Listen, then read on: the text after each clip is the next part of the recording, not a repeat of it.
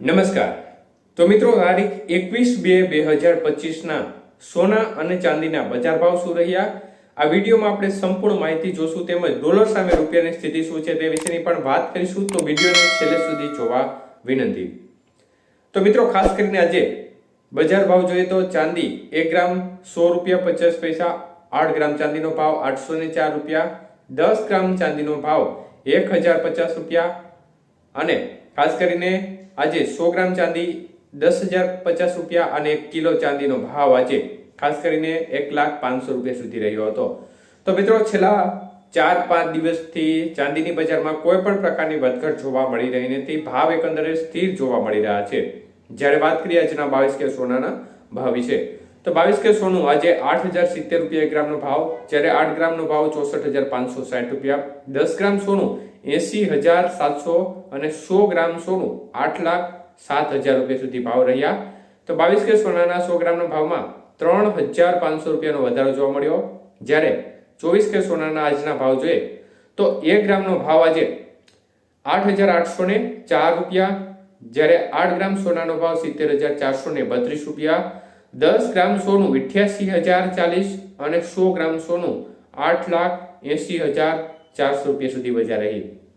તો 24 કે સોનાના 100 ગ્રામના ભાવમાં 3,900 રૂપિયાનો વધારો જોવા મળ્યો। જ્યારે વાત કરીએ આજના 18 કે સોનાના ભાવ વિશે, તો 1 ગ્રામ સોનાનો ભાવ 6,603 રૂપિયા, જ્યારે 8 ગ્રામ સોનાનો ભાવ 52,824, 10 ગ્રામ સોનાનો ભાવ 66,080 રૂપિયા અને 100 ગ્રામ સોનું 6,60,800 રૂપિયા સુધીના બજાર ભાવ રહ્યા હતા। તો મિત્રો ખાસ કરીને આજે 18 કે સોનાના 100 ગ્રામના ભાવમાં ફરી એકવાર 2,900 રૂપિયાનો વધારો જોવા મળ્યો હતો।